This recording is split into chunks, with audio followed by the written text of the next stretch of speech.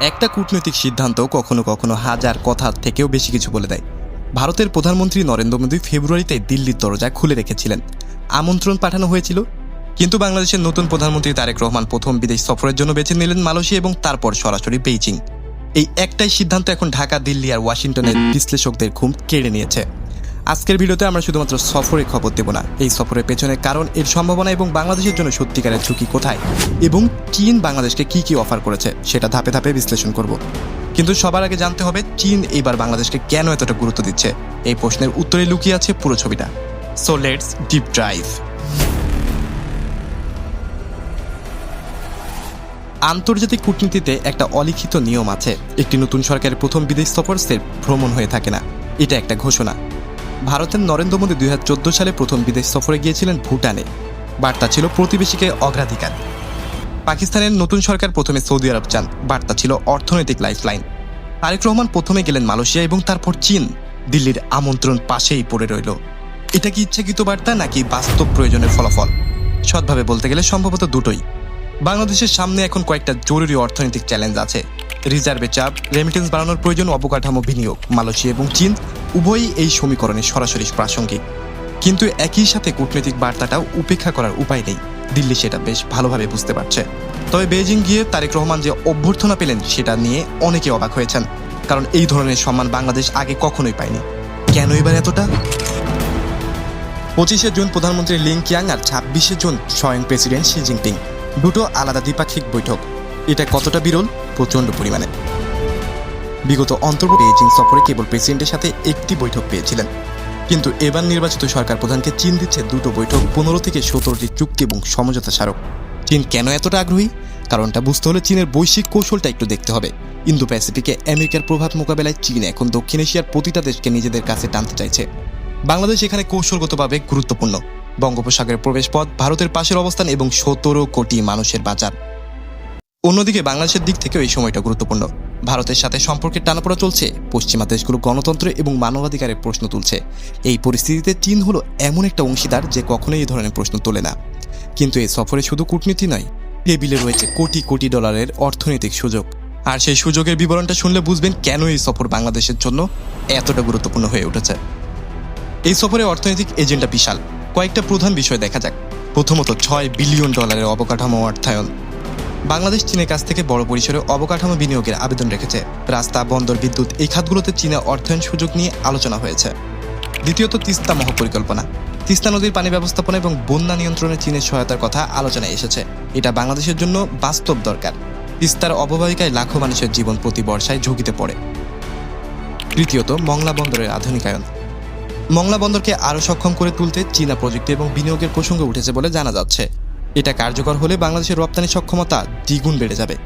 চতুর্থ, চীনা শিল্প হস্তান্তর। চীন থেকে কিছু উৎপাদনমুখী শিল্প বাংলাদেশে আনার আলোচনা দীর্ঘদিন ধরে চলছে। শ্রমমূল্য বাড়ায় চীন নিজেও এই হস্তান্তরে আগ্রহী। এখন প্রশ্ন হলো, এই সুযোগগুলো কি সত্যি বাংলাদেশের কাজে আসবে নাকি এগুলো ঋণের ফাঁদ হয়ে উঠবে? এই প্রশ্নের উত্তর জটিল। শ্রীলঙ্কার হাম্বানটোটা বন্দরের উদাহরণ আমাদের সবার সামনে আছে। চীনা ঋণ শোধ করতে না পেরে প্রায় 99 বছরের জন্য লিজ দিতে হয়েছে। কিন্তু বাংলাদেশের পদ্মা সেতু, রেল যোগাযোগেও চীনা অর্থায়ন ছিল, সেটা কিন্তু সম্পন্ন করেছে বাংলাদেশ। প্রতিটা প্রকল্পের শর্ত, সুদের হার এবং পরিশোধের শর্ত দেখে সিদ্ধান্ত নেওয়াটাই বুদ্ধিমানের হবে বলে মনে করি। এরপর যেটা হলো সেটা শুনলে আপনি অবাক হবেন। মালয়েশিয়া সফরে যা অর্জন হয়েছে সেটা হয়তো চীন সফরের থেকেও বেশি তাৎক্ষণিক প্রভাব ফেলবে বাংলাদেশের সাধারণ মানুষের জীবনে। চীনের আড়ালে একটু কম আলোচনায় হয়েছে মালয়েশিয়া সফর নিয়ে, কিন্তু এই সফরটি লাখো মানুষের সরাসরি স্বার্থ স্পর্শ করে। গত 2 বছরে মালয়েশিয়ায় বাংলাদেশি শ্রমিক প্রবেশ কার্যত বন্ধ, অনিয়মিত কর্মীর সংখ্যা লাখ ছাড়িয়েছে। এই সফরের লক্ষ্য ছিল দুটো। প্রথমত, বন্ধ হয়ে যাওয়া শ্রমবাজার পুনরায় চালু করা। মালয়েশিয়ার উৎপাদন খাতে শ্রমিকদের চাহিদা এখনও আছে, বাংলাদেশ সেই জায়গাটা ধরে রাখতে চাইছে। দ্বিতীয়ত, অনিয়মিত কর্মীদের বৈধ করার প্রক্রিয়া। এটা বাস্তবায়িত হলে ওই মানুষগুলো আইনি সুরক্ষা পাবে, রেমিটেন্স পাঠানো সহজ হয়ে যাবে। এছাড়া আইসিইপি বা রিজিওনাল কম্প্রিহেন্সিভ ইকোনমি পার্টনারশিপ, এতে বাংলাদেশের অন্তর্ভুক্তির জন্য মালয়েশিয়ার সমর্থন চাওয়া হয়েছে। RCEP হলো এশিয়া প্যাসিফিকের সবথেকে বড় মুক্ত বাণিজ্য জোট। চীন, জাপান, দক্ষিণ কোরিয়া, অস্ট্রেলিয়া সবাই এতে আছে। বাংলাদেশ ঢুকতে পারলে রপ্তানি বাজার অনেক বিস্তৃত হবে। এই পুরো সফরের সবথেকে বিতর্কিত অংশটা এখনও বাকি, শি জিনপিংয়ের 4টি বৈশ্বিক উদ্যোগ এবং বাংলাদেশ এতে যুক্ত হবে কিনা। এই প্রশ্নের উত্তরেই নির্ভর করবে বাংলাদেশের ভূরাজনীতির অবস্থান আগামী দশকে কোথায় যাবে। এখানে একটু থামা দরকার। কারণ এই 4টি উদ্যোগ বুঝতে না পারলে সফরের ভূরাজনৈতিক মাত্রাটা আপনি ধরতেই পারবেন না। শি জিনপিং গত কয়েক বছরে 4টি বৈশ্বিক উদ্যোগ ঘোষণা করেছে। প্রথমটি হচ্ছে গ্লোবাল ডেভেলপমেন্ট ইনিশিয়েটিভ বা জিডিআই। নামই বলছে উন্নয়নশীল দেশগুলোকে অবকাঠামো এবং প্রযুক্তির সহায়তার প্রতিশ্রুতি। এটাকে অনেকে বিআরআই বা বেল্ট অফ রোডের বিস্তারিত রূপ বলছে। পরেরটি হচ্ছে গ্লোবাল সিকিউরিটি ইনিশিয়েটিভ বা জিএসআই। এটা সব থেকে সংবেদনশীল। চীন এখন বলছে নিরাপত্তা অবিভাজ্য। একটি দেশের নিরাপত্তা অন্য দেশের খরচে আসতেই পারে না। সহজ ভাষায় ন্যাটো বা মার্কিন নেতৃত্বাধীন নিরাপত্তা কাঠামোর বিকল্প হতে পারে এটি। 3 নম্বরটি হচ্ছে গ্লোবাল সিভিলাইজেশন ইনিশিয়েটিভ বা জিসিআই। পশ্চিমা উদারনৈতিক গণতন্ত্রের একক মডেলকে চ্যালেঞ্জ করে এটি বলছে প্রতিটি সভ্যতার নিজস্ব পথ আছে। চতুর্থ হচ্ছে গ্লোবাল গভর্নেন্স ইনিশিয়েটিভ বা জিজিআই। জাতিসংঘ এবং আন্তর্জাতিক প্রতিষ্ঠানগুলোকে পশ্চিমা আধিপত্য থেকে মুক্ত করার ডাক। এই 4টি উদ্যোগে এরই ভিতরে প্রায় 82টিরও বেশি দেশ যুক্ত হয়েছে। বেশিরভাগই গ্লোবাল সাউথ বা উন্নয়নশীল দেশ। কাগজে কলমে এগুলো বেশ আকর্ষণীয়। উন্নয়ন, শান্তি, বৈচিত্র্যময় সম্মান দেখায়। কিন্তু বিশ্লেষকরা বলছে এগুলো চীনের নিজের বিশ্ব ব্যবস্থার নকশা, আমেরিকান নেতৃত্বাধীন ব্যবস্থার বিকল্প হতে পারে। তাহলে বাংলাদেশ কি এতে যোগ দেবে? এবং যোগ দিলে কি হবে? সুবিধাও আছে, ঝুঁকিও আছে। এই সফরে বাংলাদেশ জিডিআই এবং জিসিআই এই দুটো উদ্যোগে যুক্ত হওয়ার বিষয়ে আলোচনা করেছে বলে জানা যাচ্ছে। জিডিআই অর্থাৎ উন্নয়ন উদ্যোগে যোগ দেওয়াটা তুলনামূলকভাবে কম বিতর্কিত। এটা মূলত অর্থনৈতিক সহযোগিতার কাঠামো। বাংলাদেশের মতো উন্নয়নশীল দেশ এই ধরনের অংশীদারিত্ব থেকে বাস্তব সুবিধা পেতে পারে। জিসিআই সভ্যতা উদ্যোগে যোগ দিলে সরাসরি সামরিক বা রাজনৈতিক প্রতিশ্রুতি আসে না। এটা মূলত সংস্কৃতি এবং দার্শনিক অবস্থান। কিন্তু জিএসআই বা নিরাপত্তা উদ্যোগে যোগ দিলে সেটা ভিন্ন মাত্রা নিয়ে যাবে, কারণ এটা সরাসরি মার্কিন নিরাপত্তা কাঠামোর বিরোধিতা হিসেবে দেখা হয়। সাবেক রাষ্ট্রদূত মাহফুজুর রহমান বলেছেন এই উদ্যোগগুলো এখনো কোনো কংক্রিট রূপ নেয়নি, তাই যোগ দিলে বাংলাদেশের হারানোর তাৎক্ষণিক কোনো কিছুই নেই। কিন্তু অন্যদিকে বিশ্লেষকরা বলছেন একবার চীনের ভিতরে ঢুকে পড়তে পারলে সরে আসাটা ক্রমশ কঠিন হয়ে যায়। কারণ প্রতিটা চুক্তি, প্রতিটা বিনিয়োগ একটার পর একটা নির্ভরতা তৈরি করে। এটাকে বলা হয় স্ট্র্যাটেজিক ডিপ্লোমেসি, কৌশলগত নির্ভরতা। তারপরে সবথেকে বড় প্রশ্ন হলো ভারত এবং আমেরিকা এই পুরো বিষয়টাকে কিভাবে দেখছে এবং বাংলাদেশের জন্য সত্যিকারের বিপদটা ঠিক কোথায়। ভারতের দৃষ্টিকোণ থেকে বিষয়টা বেশ স্পষ্ট। দিল্লি এই সফরকে ভালোভাবে দেখতেই পারছে না। কয়েকটি কারণ রয়েছে। প্রথমত, বাংলাদেশের সাথে ভারতের সম্পর্ক ইতিমধ্যে টানাপোড়েনে। একাধিক চিঠির জবাব না দেওয়া, সীমান্তে উত্তেজনা। এই পরিস্থিতিতে বাংলাদেশের নতুন সরকার প্রথম সফরে দিল্লিকে এড়িয়ে বেইজিং যাওয়াটা দিল্লি কোনোভাবেই মেনে নিতে পারছে না।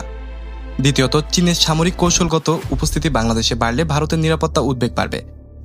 ভারত বাংলাদেশকে তার কৌশলগত গভীরতার অংশ হিসেবে দেখে। আমেরিকার প্রতিক্রিয়া এখনও প্রকাশ্যে আসেনি, কিন্তু তাইওয়ান নিষিদ্ধ চীনের পক্ষে অবস্থান, জিএসআইতে যোগ দেওয়া, ব্রিক্সে ঢোকা, এই সবগুলো একসাথে ঘটলে ওয়াশিংটন বাংলাদেশকে কিভাবে দেখবে তা আপনি বুঝতেই পারছেন। তবে এখানে একটু ব্যালেন্স দরকার। বাংলাদেশের পক্ষ থেকে যুক্তিটা হলো আমরা সবার সাথে সম্পর্ক রাখবো, কারো ব্লকে যাব না। এটা জিম্বাবুয়ে বা মিয়ানমারের মতো কোনো বিচ্ছিন্ন কূটনীতি নয়, এটা মাল্টিভেক্টর ডিপ্লোমেসি। মালয়েশিয়া, ইন্দোনেশিয়া, ভিয়েতনাম এই দেশগুলো একই কাজ করে। চীনের সাথে অর্থনৈতিক সম্পর্ক রাখে, কিন্তু আমেরিকার সাথে নিরাপত্তা সম্পর্ক বজায় রাখে। প্রশ্ন হলো বাংলাদেশ কি সেই ভারসাম্য ধরে রাখতে পারবে? কিন্তু এই পুরো বিশ্লেষণে একটা বিষয় এখনো বলা হয়নি, তাইওয়ান প্রসঙ্গ। এবং এটাই হতে পারে সব থেকে স্পর্শকাতর অধ্যায়। এই সফরে তাইওয়ান ইস্যুতে চীনের অবস্থানের প্রতি সমর্থন চাওয়া হয়েছে বলে ধারণা করা হচ্ছে। এটা কতটা গুরুত্বপূর্ণ? প্রচণ্ড। তাইওয়ান ইস্যু এখন বিশ্বের সবথেকে উত্তপ্ত রাজনৈতিক বিষয়গুলোর একটি। চীন তাইওয়ানকে তার নিজস্ব ভূখণ্ড মনে করে। আমেরিকা তাইওয়ানকে আনুষ্ঠানিকভাবে সমর্থন দেয়। এই প্রসঙ্গে চীনের পক্ষ থেকে সরাসরি অবস্থান নেওয়া বাংলাদেশের ওয়াশিংটনের সাথে একটা নতুন জটিলতায় ফেলতে পারে। ব্রিক্স প্রসঙ্গে চীনের সমর্থন চাওয়া হয়েছে বলে জানা গিয়েছে। ব্রিক্স এখন আর শুধু 5টা দেশের জোট নয়। সম্প্রতি ইরান, আরব আমিরাত, ইথিওপিয়া সহ বেশ কয়েকটি দেশ যোগ দিয়েছে। এটাকে অনেকে ডলার নির্ভর বিশ্ব ব্যবস্থার বিকল্প হিসেবে দেখছে। এসসিও বা সাংহাই কোঅপারেশন অর্গানাইজেশনে যোগ দেওয়ার প্রশ্ন উঠেছে। এটা মূলত ইউরোপীয় একটি নিরাপত্তা এবং অর্থনৈতিক কাঠামো। রাশিয়া এবং চীন যার মূল শক্তি। এই 3টি বিষয় একসাথে ঘটলে বাংলাদেশ স্পষ্টভাবে একটি শিবিরে চলে যায় কিনা সেটা নিয়ে বিতর্ক আছে। তবে বলা দরকার, এই সিদ্ধান্তগুলো এখনও চূড়ান্ত হয়নি। কূটনৈতিক আলোচনায় অনেক কিছু নিয়ে আলোচনা হয়, কিন্তু সব চুক্তি হয় না। তাহলে শেষ পর্যন্ত বাংলাদেশের জন্য সুযোগ কতটুকু আর ঝুঁকি বা কোথায়? এই প্রশ্নের উত্তরটাই আজকের ভিডিওর সবথেকে গুরুত্বপূর্ণ অংশ। অর্থনৈতিক দিক থেকে চীনা বিনিয়োগ, শিল্প হস্তান্তর, বন্দর উন্নয়ন এগুলো বাংলাদেশের প্রবৃদ্ধিতে সত্যিকারের ভূমিকা রাখতে পারে। RCEP-তে ঢুকতে পারলে রপ্তানি বাজার বিস্তৃত হবে। মালয়েশিয়া থেকে অনিয়মিত কর্মীদের বৈধকরণ এবং শ্রমবাজার পুনরুদ্ধার, এটা লাখো পরিবারের সরাসরি স্বার্থ। কূটনৈতিক দিক থেকে বাংলাদেশ দেখতে পাচ্ছে সে শুধু ভারত বা আমেরিকার উপর নির্ভরশীল নয়, তার নিজস্ব বিকল্প আছে। তাহলে ঝুঁকিগুলো কোথায়? কৌশলগত নির্ভরতা। চীনা ঋণ এবং বিনিয়োগের মাধ্যমে যদি নির্ভরতা তৈরি হয়, তাহলে ভবিষ্যতে স্বাধীন সিদ্ধান্ত নেওয়া কঠিন হবে। সাথে পশ্চিমা দেশগুলোকে আমাদের দেখতে হবে। গার্মেন্টস শিল্পের প্রধান বাজার ইউরোপ এবং আমেরিকা, সেই সম্পর্ক জটিল হলে বাংলাদেশের অর্থনীতিতে সরাসরি আঘাত আসতে পারে। ভারতের সাথে সম্পর্কের কথা যদি বলি, তাহলে বাংলাদেশের সীমান্তের 3 দিকে ভারত, এই প্রতিবেশীকে দীর্ঘমেয়াদে উপেক্ষা করা ভূগোলের বিরুদ্ধে যাওয়া। সুতরাং সাফল্যের চাবিকাঠি হলো সুযোগ নেওয়া, কিন্তু নির্ভরতায় পরিণত না হতে দেওয়া। তারেক রহমানের এই সফর বাংলাদেশের কূটনীতির একটা নতুন অধ্যায় সূচনা করতে পারে, কিন্তু এটা কোন দিকে যাবে সেটা নির্ভর করবে আগামী কয়েক মাসের সিদ্ধান্তের উপরে। চীনের সাথে সম্পর্ক বাড়ানো মানেই ভারত বা আমেরিকাকে ছেড়ে দেওয়া নয়, কিন্তু কৌশলগত নির্ভরতার ফাঁদে পড়লে সেটা এড়ানো কঠিন হয়ে যাবে। ডিফেন্স এলআরবিডির দর্শক হিসেবে আপনার কাছে একটাই প্রশ্ন রেখে যেতে চাই, বাংলাদেশ কি সত্যি মাল্টিভেক্টর কূটনীতি করতে পারবে, নাকি একটা শিবিরে ঢুকে পড়বে? আপনার মতামত কমেন্টে জানান। ভিডিওটা যদি বিশ্লেষণধর্মী মনে হয় তাহলে লাইক দিন আর চ্যানেলটি সাবস্ক্রাইব করুন। দেখা হবে পরের কোনো ভিডিওতে। আল্লাহ হাফেজ।